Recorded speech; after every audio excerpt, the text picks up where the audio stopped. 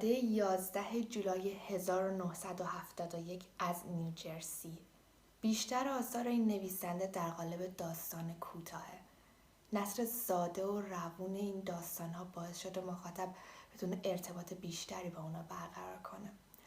دوتا از کتاباش به اسمهای داستان‌هایی برای شب و چندتایی برای روز و همینطور داستان‌های سقوط و پرواز در ایران توسط اسدالله امرایی به فارسی ترجمه شده. این نویسنده به عنوان فیلمنامه نویس با هنرمندانی مثل جودی فاستر، الکس پریاس و مارک جانسون هم همکاری داشته. با ما همراه باشید با مصاحبه با بن لوری از لس آنجلس ایالات متحده. So shall we begin? Yes. Would you like to tell our audience, for a start, how did your career as a fiction writer begin? Well, it's a long story. I don't know how interesting it is, but let me think. Sorry, I'm still waking up, so it'll take a little while for my brain to kick in. So before I was a fiction writer, I was a screenwriter. After college, I came out to Hollywood to go to film school to try to break into the movies. And then I became a screenwriter, and I was a screenwriter for years, but never a very good one. We never got a movie made. I had a writing partner through the whole thing, and he was very smart and a good friend of mine, but we had very different taste in everything. And so we could never even agree on what kinds of jobs we wanted to try to get. And, it was just a very frustrating business. And eventually we sort of decided to call it quits as a partnership. So I went off to become a screenwriter on my own, I thought. And so I sat down to write a screenplay on my own, which I had not done before. I'd always had a writing partner. So I was just trying to think up screenplay ideas. So I started sitting down and just writing idea after idea after idea down and writing these like short, we called them treatments, like 2 or 3 page long, kind of like outlines, but written in story format. I was just writing them, hoping I would find one that I would like enough to turn into a screenplay. And then after I'd written maybe 20 or 30 of them, I started reading them over and I said, wait a minute, actually I like these as they are, as these short little stories that were just very simply told and very visual and kind of surreal. And so right then I decided that I was not going to write a screenplay. I was going to write a book of 101 of these stories. I don't know why, it just sort of came to me as like, this is what I'm doing. And so in that moment, I became a short story writer.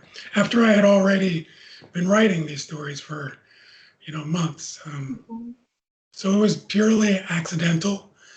It wasn't any kind of big plan. I'd always kind of assumed that at some point in my life, I would write a novel. Just because that's what they tell us is important here when you're growing up.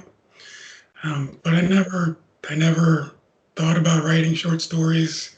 It all just sort of happened. So are you planning on writing a longer version, a novel in the future? I don't have any plans. The way that I write is that I don't have plans. Every time I sit down, I just like open the computer to a blank page and try to make my mind as blank as possible. And then I wait for whatever just the first thing that comes to mind is, whether it's like an image or a line of dialogue or something. And then I just take whatever the first thing is without making any judgments. And I start writing there and I write until I get to the end. So my rule has always been that if one day I start writing a novel, then I guess I'll be writing a novel. But It has never happened so far. Every now and then I get maybe 4 or 5 pages in and I think, oh, maybe I'm writing a novel, but then it always ends like a paragraph later. So I kind of doubt that it will ever happen, but I don't know. Everything writing-wise for me is about not thinking too much about around the part of my brain, the very large part of my brain, which is about criticizing everything that I do. So I have to somehow find shortcuts around that. So I try not to let myself tell myself what to do or judge the things that I am doing. I try to just do them and do them as quickly as possible. That's a good tip for a writer.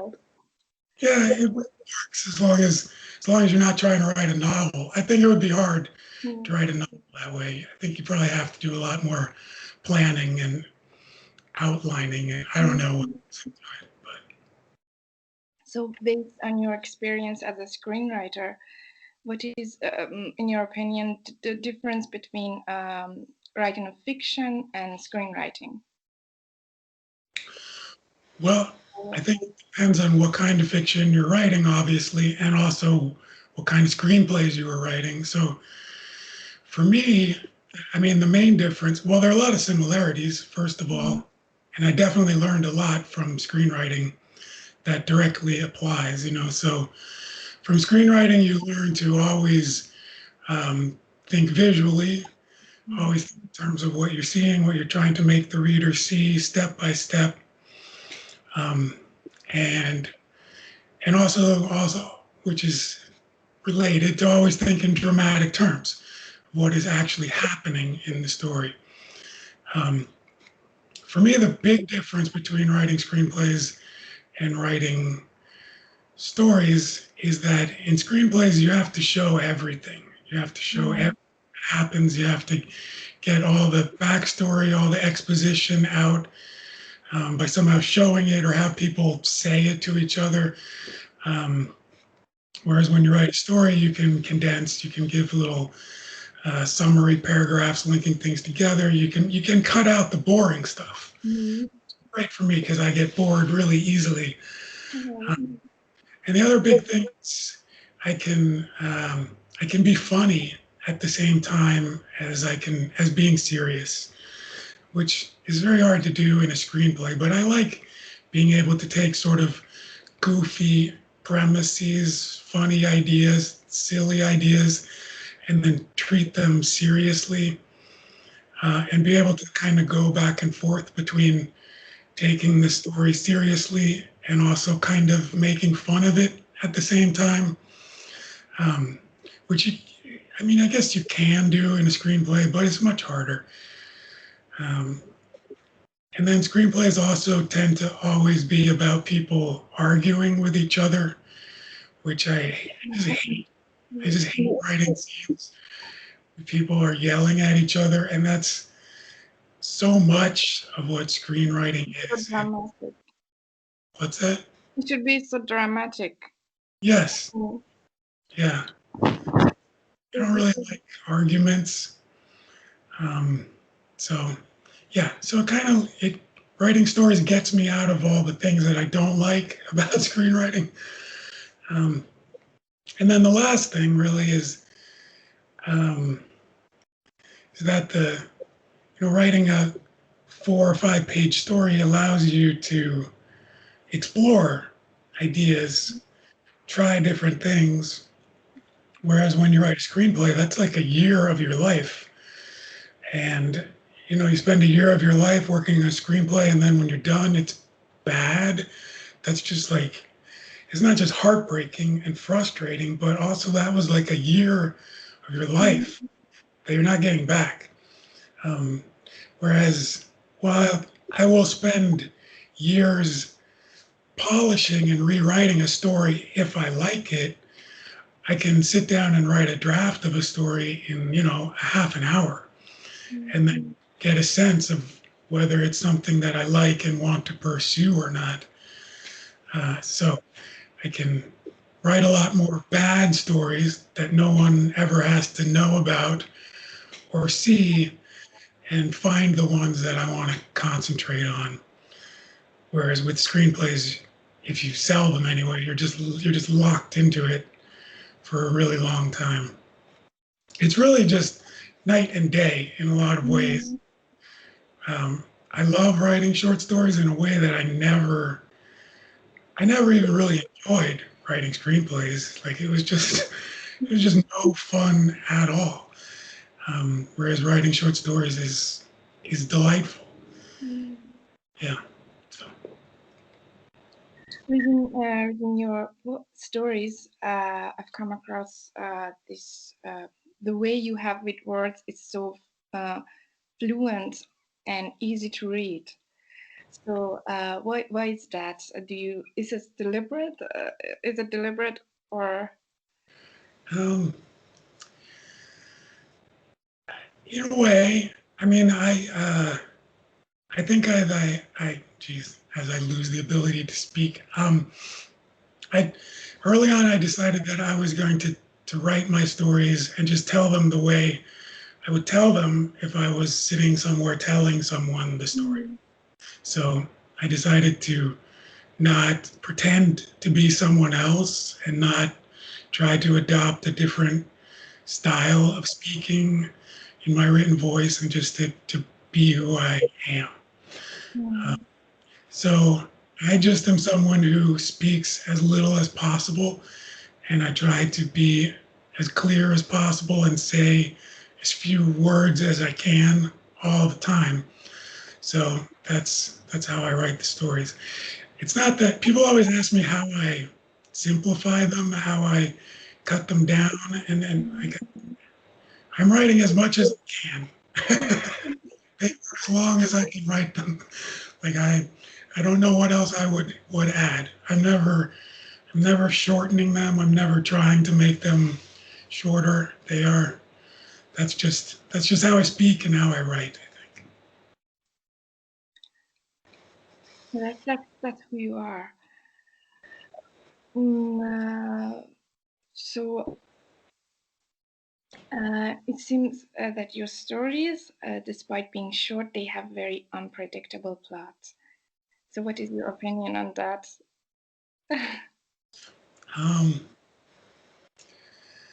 Unpredictable. Yeah, I don't know.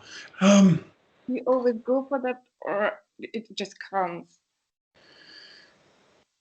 What I am doing is, well, first of all, I'm thinking in pictures, trying to see what will happen. So I'm always looking for actions, which keeps things moving. And the rule of storytelling, as I see it, is you can't repeat yourself. Stories always have to escalate. So when you're dealing in physical action, things have a way of getting pretty wild pretty fast. It's not like I'm writing a lot of stories about people thinking. There's not a lot of interiority. Like people are doing things. So things get crazy. Also, a lot of what I do when I'm writing is I'm just trying to amuse myself. Like I'm looking to make myself smile as I go. So a lot of the times I'm looking for like, what's the funny thing that can happen, or what's like the scary thing that can happen. Like just sort of bouncing between things, just trying to keep myself amused and interested. So while I'm never looking for things to get out of hand or wild or whatever, I think those are just sort of the things that keep me going. When I'm writing a story, and I'm always asking, and then, and ideas always come to mind for what can be next, and how I pick what those things are is a mystery. Like the things arise, like at every step, there's like a, 5, 10, 15 options for where it goes next, and I just pick from those just purely based on like a gut instinct, like something in me recognizes one of those options as the way, and I never say no. Like I take I feel is right. So it's not like a logical thing. So I'm sort of just following some secret inner, it's not even a voice, it's like a secret inner, I don't know, recognition of how the story should be going. I don't know, that sounds crazy, but that's how I go. Then afterward, when a draft is written, then I tend to sit down and take things apart, and then I apply logic, and it's harder and less fun at that point, but we get there eventually. This sense of humor that you have in your stories is also like that. Yeah. It's you. Yeah. Definitely. Yeah. A lot of the times I don't even realize that they are funny. You know, sometimes when I will do readings places and I will read my stories and then people are laughing and I'm like, oh yeah, I guess that's funny. I just don't even really, you know, I don't really notice. It just seems like a way to say things. So you published a children book called The Baseball Player and the Walrus in 2015, I guess. So what is your opinion on children literature? Are you planning on doing more? Or? No, I don't plan on doing more. That was an accident. First of all, I love children's books. Absolutely. And if I were to sit down and think of the most important books I've ever read in my life, I'd say 9 out of 10 of those would be children's books, because those were the ones that got there early and made a big impression and get in before you start even recognizing things and start paying attention to things. They just become part of your brain. So I love children's books, but that book, that happened purely by accident. That story, The Baseball Player and the Walrus, that was just a story that was in the original manuscript for my first book. When I wrote the first book, Stories for Nighttime, it was 101 stories. And then Penguin asked me to cut it down to 30 or 40 because they didn't want to publish like a 900-page book of stories. So I had to cut out 61 stories from that book. And so I cut that Baseball Player and the Walrus story out because I already had the story about the man and the moose in my book, and I was like, maybe that's enough guy and animal stories. So I had that Baseball Player and the Walrus story, and then a friend of mine, Cecil Castellucci, who's a young adult and children's book writer, she said, you know, you could probably sell some of your stories as children's books. And so I sold that story as a children's book, but it wasn't like I wrote it for children. It wasn't like I had that in mind. It was just a story that I had written. I really love what they did with it. I love the illustrations. I would be delighted to have all of my stories made into picture books like that.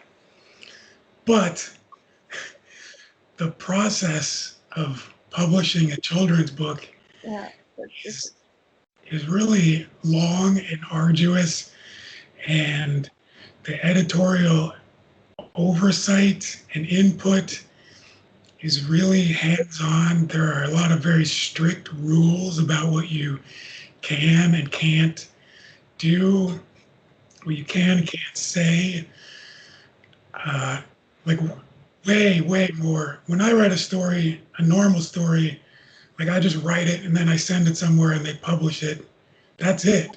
When you write for children, suddenly everybody has an opinion about what you're supposed to do and how it's supposed to go, and I just hate it. Like I got in a really big argument with the people about the baseball player in the walrus book because there's a scene in it when he gets sad because he has to give up his walrus. Baseball player adopts this walrus and then he doesn't have the money to take care of it and they take it away. And then there's this scene where he's really sad and he's like looking out the window and they wanted me to cut this scene because they make kids sad. And I was like, well, yeah, like he's sad. Like they took away his walrus. Like if you're a kid and someone takes away your dog, like you're gonna be sad. I mean, he gets it back, like a page. So in order for it to be happy when he gets it back, you have to feel sad. And they just kept insisting that we couldn't make children sad. And I was just like, okay, I'm done. I'm done with children's books. So I suppose it's possible that it could happen again at some point, but I would have to forget the last experience first. So, which one of your stories you identify with the most, you feel closer, or you like to read it out loud the most? Which one of your stories? I mean, I identify with all of them. They're all just me. They're all my stories, and every time I read them, you know, when I'm writing them, I don't really think about them in terms of me. I think about them in terms of like this person in the story. It feels like it's not me. Then after I publish them and don't look at them for a little while, when I come back and read them, I'm like, oh my God, it's me. You know, I just wrote another story about me. So it's kind of scary looking at them because they just seem so openly about me. But so they're all about me. There are some favorites that I read over and over places. There's a story called The Rock Eater from Tales of Falling and Flying about this guy who eats a rock that I got all the time. And another one about a squid who falls in love with the sun from Tales of Falling and Flying that I read a lot. And one from Stories for Nighttime and some for the Day that's called The Well, about a boy who falls into a well and then flies out of it. Those are probably the big three, maybe. When my first book came out, Stories for Nighttime, I read The Duck. There's a story about a duck who falls in love with a rock. I read that a lot, and I read that, I mean, probably like 200, 300 times, please. I got a little tired of reading the duck story, but now you yeah. can't say that is your favorite, but it was the most beloved one by people. Yeah. Or Yes. Yeah. People also really like the octopus story in terms of the ones that other people find their favorites. There's an octopus story about this octopus who lives in an apartment and collects spoons. People always tell me that's their favorite one, but I don't read that one out loud because it makes me cry. Like I just break down sobbing, and it's embarrassing to read that in front of people. So I don't read that one. But yeah. I would like to hear that. So, do you categorize yourself in any literary genre, or you write flash fiction as? Sometimes I write flash fiction. I don't know. I don't like that word, flash fiction. Anyway, to me, the word flash fiction, flash to me sounds like something you write very quickly, don't spend a lot of time on, And, it takes me years to write a story, like offended by that word. But I understand people don't mean it that way. But I didn't mean it. Sometimes I fixate on words. Flash fiction depends on how people define it. I think most of the time, at least here, people use it to mean stories that are under 1,000 words. And while some of my stories are under 1,000, most are around like 13,000, 14,000, which I know doesn't, to me, that's not a difference that matters. But to people who are really into flash fiction, like, it's important to them that it's under 1,000. So I can't publish my stories in flash fiction journals, flash fiction magazines. I'm really not what they consider a flash fiction writer. Also, I mean, if you read a lot of flash fiction, I won't say most, but probably 75, 80% of flash fiction is like realistic fiction. They tend to be slice of life stories with maybe a scene or two scenes involving some characters in a real place, having some kind of breakthrough in their relationship somehow, which is really not what I do. I tend to be writing very, I won't say sweeping. It's not like an epic, but there's like a lot of events, a definite like 3-act structure, full stories that take place over a long period of time. It's just they're written so simply, they're compacted. So at some point, I started calling what I write fables, even though they are not fables. Like they don't have stated morals at the end, and most of them don't involve animals. 1 in 10 involves an animal, but it just gave me something to say in my cover letters to editors that would let them know ahead of time that this was going to be a story that was written in a different style, that was written kind of simply and clearly, and just to prepare them for that. And I found as soon as I started calling them fables, people started publishing them. It just gave them a framework to understand that it was a different kind of a thing. So sometimes I call them fables, even though they're not. Sometimes I call them fables and tales. I think they are probably closest to fairy tales, closest to like modern fairy tales. Although even then, like fairy tales don't tend to have inner conflict. They don't tend to focus on the inside of characters, and my stories are all based on internal conflict, so they're not really fairy tales. I think they're just short stories that are simply told. So I consider myself a short story writer. I don't know, anything more than that is any genre that people accuse me of being, I feel like I am not that. Like I'm related to a lot of things. Like I read a lot of fantasy, I read a lot of science fiction, I read a lot of horror, and I often write things that are, like there'll be some flying saucers and some aliens, or there'll be a dragon, or there'll be like a guy with a knife or something, but so they draw from lots of different genres, but they're not really any of those genres. Last but not least, I will ask you the question that I explained to you before recording.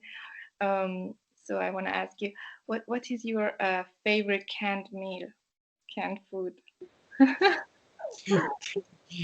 Well, I'm a vegetarian, so I don't eat any meat, canned or otherwise. I guess every now and then I'll have some sardines. Food. Any kind of. Well, I eat a lot of canned beans. Canned beans. Yeah, that sounds really terrible. but I do. Thank you. So I want to thank you for doing this, for this interview. That was so nice. Thank you. I learned a lot. That was so fast. It's all over. We just got started. It's okay.